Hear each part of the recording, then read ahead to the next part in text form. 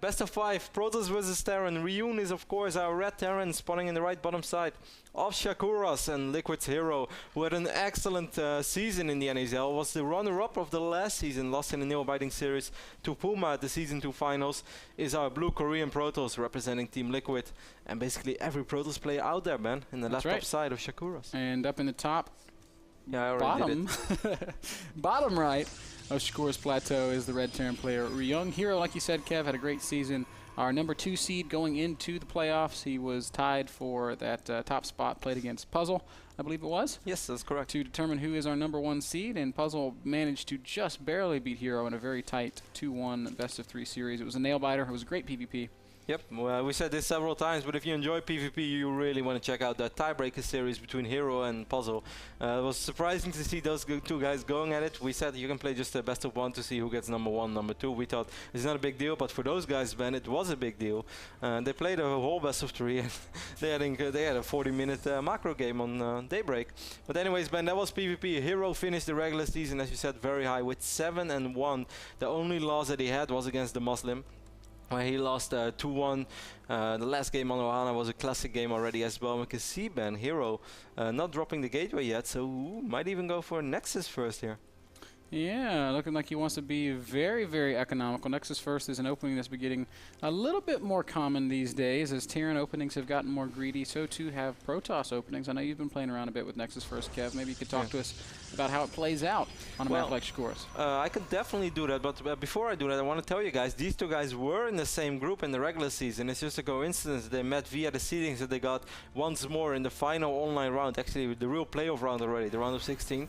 That's a coincidence, but when they played, Ben, they played a game on Ohana, and HerO actually went Nexus First into Forge. I'm not sure if you remember that game. Yeah, that was a strategy which was a little bit popular for a short amount of time, and some Koreans are still doing it, but it has its weaknesses as well. And as we can see, HerO is going to drop the gate right now. We can see on the other side of the map, HerO doesn't know this yet though, and this is actually crucial. We always make it sound like the most regular thing in the world, like, oh yeah, it's just macro. But HerO really wants to get the confirmation that he is actually playing against Nexus First, because then you can already eliminate a few of the potential things you have to worry about. And that's why HerO is sacrificing the probe right now. It's super important for him to get the confirmation this command center is there, and he knows. Yep, he sees it, he knows, and that allows him to sit back and take a sigh and say, all right, let's win in the mid game or even take it to the super late game, Kev. You said that the Forge, Nexus First into Forge builds were popular for a while and that they've fallen off a bit. Why is that? Not sure. Maybe Terran players got better at hitting certain timings. Maybe the Protoss player just felt that his units were delayed for just a little bit too long. For instance, the strategy that I've been talking about is when Terrans go, let's say 3 Hellions and 8 men. Ooh. Ryung, meanwhile, on the right top side of the map drops another command center. But in my opinion, if you go Nexus First and you face a playstyle like elevated drop, let's say 8 Marines in your main base and 3 Hellions in your natural, I think that's very hard to defend already when you go Nexus First, because you have very few amount of units. Imagine if you go Forge before gate, your units are going to be even later, and maybe that's why that has fallen off a little bit, because I think that's almost impossible to defend. You can at least lose 5 to 10 probes, but if it goes wrong, you can lose 15 to 20 and it's game over. In this case, it's Ryung playing very, very, very greedy, Kev. Third command center hidden up here in the top right-hand corner of Shakuras Plateau. I think the likelihood of HerO seeing this is slim to none, although it's going to take a little while. HerO is going to drop 2 more gates before he's going to drop the robotics facility. Can't blame him for that. You really want to make sure that you are able to get enough units out in case you face some early crazy pressure. Even though he scouted the command center, he doesn't know how many Rexes are in the main base, how many Marines Ryung really producing. And wow, look at HerO, Ben. This is something that I do think is ballsy. He's even getting the Twilight console before he gets a robotics facility. And that's kind of crazy, because we've seen MMA back then playing quite, and even Puma as well, with that fast expand, no gas, but then into a cloaked Banshee. And if that would have been the case, HerO is going to lose a lot of probes. But fortunately for him, it's not. It is not the case. I mean, Ryung basically, he can do whatever he wants from here. It's all going to be a little bit slower because he did throw in that fast third command center. 3 command center builds are not uncommon in TVP, not by a long shot. Wow, HerO is already getting the Dark Shrine, Ben. I guess that could work out. I mean, Ryung's going to have triple orbital, means he should have plenty of energy for scans as long as he hasn't, you know, just dropped mules when the DTs show up. eBay is also going up for Ryung, so he can build turrets. Oh, wow, this is kind of... ooh, man, this probe is just literally just inches away from being able to spot that Ryung has taken this hidden third base. But HerO has not seen it as yet. It's really impossible to say how this is going to turn out right now. HerO took quite a bit of damage from these two Stalkers, but no big, he didn't take much real damage. Those DTs, if they're going to walk via the front, I don't think they're going to be able to do a whole lot of damage. If HerO somehow is going to get high ground vision, maybe with an observer, while Ryung is going to scan right now the main base of HerO, but doesn't scout a whole lot, can't see the Twilight Council, definitely doesn't see the Dark Shrine, and he didn't even spot the Robo. So HerO, what are you going to do? Are you going to try to sneak in a DT via the front and reveal the fact that you have DTs? He's building a War Prism, Kev, so I think that that kind of reveals a little bit of his intentions. He definitely wants to get DTs up into the main base of Ryung. Ryung's just now starting to add his Starport. So close, man. It is ridiculous that HerO is this close to this proxy base but still hasn't spotted it. Of course, why would he go and scout that expansion? He has no reason to think that it might be there. No doubt that DTs in the main base are going to be annoying. HerO, are you paying attention? Yes, he is on the final moment. Takes a little bit too much damage and even gets greedy, wants to kill the Marine, and he does. There's no detection in the main base, but as you said, Ben, Ryung is on triple orbital, so it's going to be a little bit easier for him this time to deal with some DTs if they go into up into the main base. We have two bunkers here as well. I think as long as Ryung doesn't sell them, he's going to be quite cool. Or salvage. Man, it's so unfortunate for HerO that there's a base literally just a hop, skip, and a jump away from these two proxy pylons, but he is not going to scout it. That probe's even going to come down and go somewhere else. Ryung's factory is going to spot the War Prism right now, so maybe Ryung has a little bit of extra time. Ryung, yes, he is going to bring his first units right now. Here come the DTs, and Ryung is straight away aware of what's happening. He's going to drop the missile turret instantly. HerO starts focusing his engineering bay, but that's never going to fall. Yeah, but what HerO did do nicely is he split up those DTs. He's got them all in separate parts of the base, and it's going to take multiple scans to spot them. If he can stop this turret from going up, the turret does complete, and that means Ryung will have full vision of his mineral line. One more DT getting dealt with easily. The third DT going to try and pick off this Tech Lab, and he's going to be successful. No! Tech Lab saved at the last possible seconds. It would have stopped combat shields from completing. Yes, close call, but you were right, Ben. Ryung did, in the final moment, Ryung did manage to keep the attack back. Like, wow, look at this SV spinning for his life. SV can finally get out. HerO definitely did some economic damage here, forced a couple of scans, but considering the opening of Ryung, I don't think this was good enough to really justify the DT opening. He wants to drop another DT, we'll pick up one more SCV. How many SCVs went down so far? 7. That's really not a whole lot. Even if this is just a double orbital build, I would say this is not a whole lot. And now against a triple orbital, I really don't think this is enough. Yeah, you're right. I mean, if HerO had seen this hidden base at some point, then you know, he would have been able to do something about it. But with Ryung easily working on 3 expansions and HerO's third Nexus really just now starting, this is a tough spot to be in. DTs, you know, their DT openings, they kind of do one of two things. They either win you the game or they put you in really uncomfortable positions. And I think in this case, HerO finds himself in a pretty uncomfortable spot because while he is able to harass and be annoying, wow. What does he really have on the ground? Like, what does he have that Ryung is scared of? There's 2 Colossi out, and beyond that, HerO's army consists of 8 Zealots and a couple Sentries. It's a very, very small, threadbare force. Yes, and the first Ru army of Ryung is moving out right now. Is going to pick up the Observer. Was that the only Observer on the map? Yes, it was, because he's using the robotics facility all the time. First for the War Prism, then for those two Colossus. And this is never a comfortable position to be in as Protoss, because Ben, this is the map vision that HerO has right now. How are you ever going to keep track on those medevacs? HerO has to be worried. He's probably going to warp in some Stalkers soon here. I can only imagine, because he has to worry about those medevacs. He is building a lot of Colossi that's going to give him some real fighting strength against whatever units Ryung throws at him.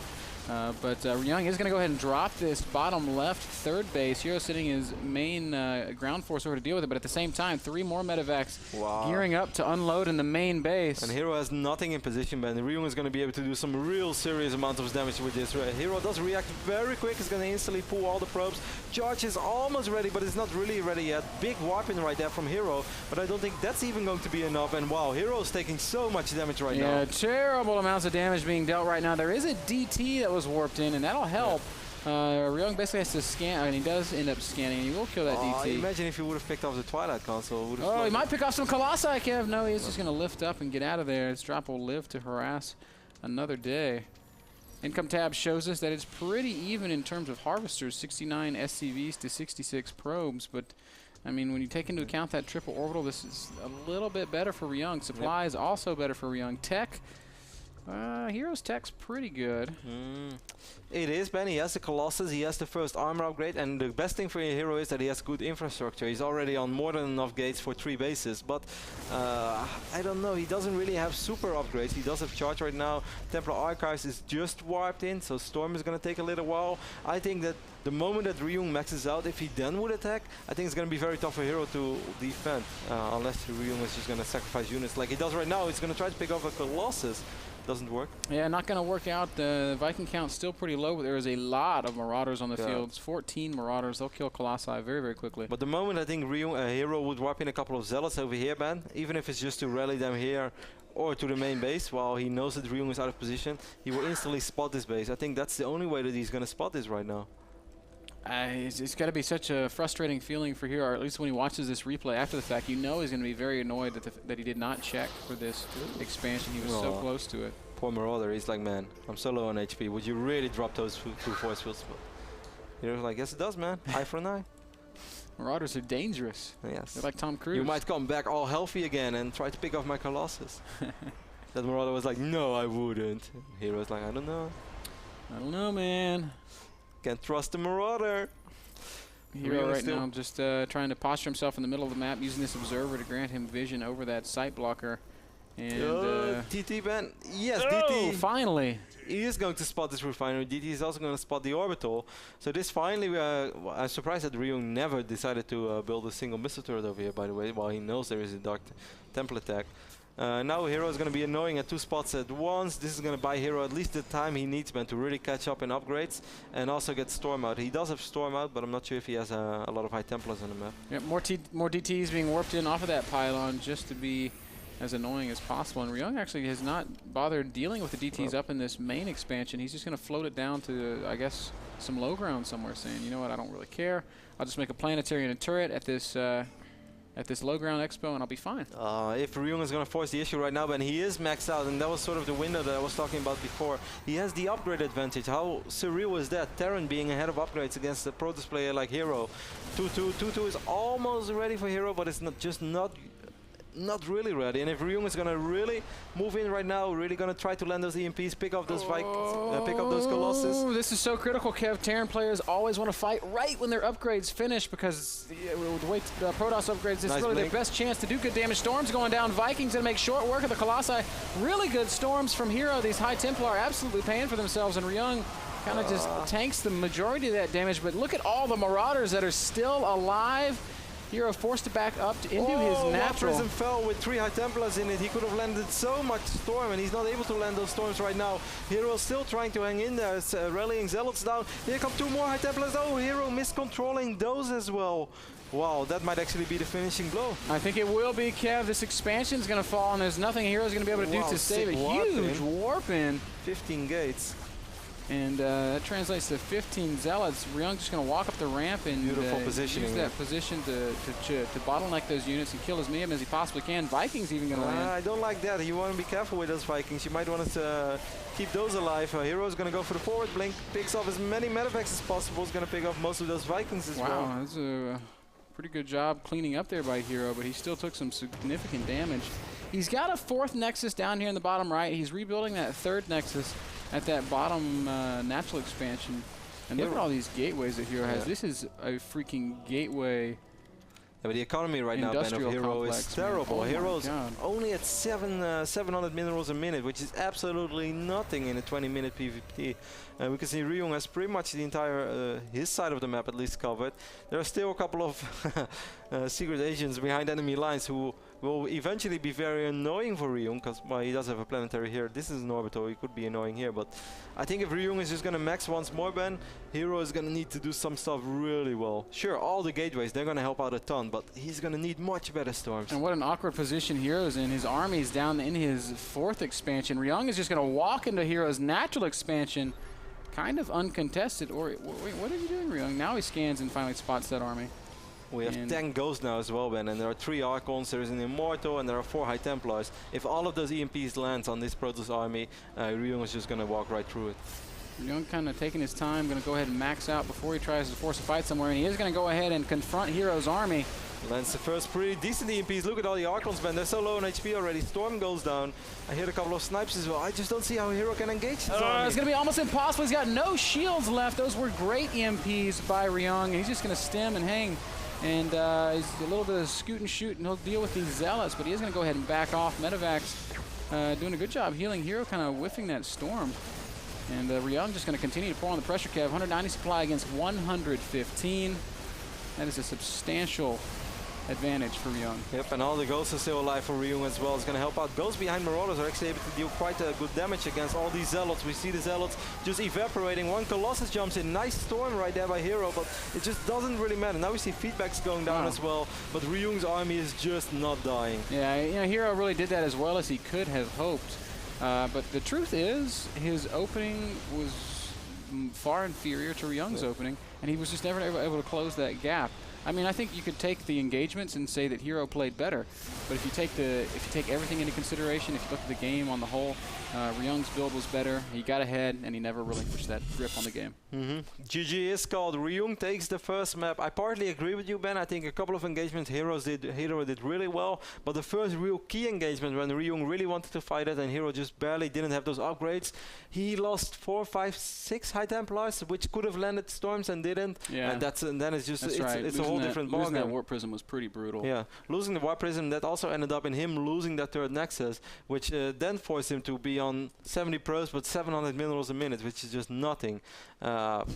You could say that HerO got a little bit unfortunate. His opening was all about dealing economic damage, but meanwhile his opponent went for the most greedy economic opening possible. It's kind of like an opening that Cass loved to do, but Cass would just build it in his main base rather than proxy the command center or orbital in this case. And proxying like that might be a little bit better, like it's situationally better, you know, because not only do you hide that third base, but you also hide the build itself, right? I mean, if HerO had scouted the whole main, he might have noticed that there's not as much stuff as he might expect at a certain timing, but he wouldn't have been able to see that command center. So well played there by Ryung in game number 1. Surprising result. Yeah, it is a little bit surprising. Ryung goes up 1-0 in this best of 5. That first game brought to us by Epson Projectors.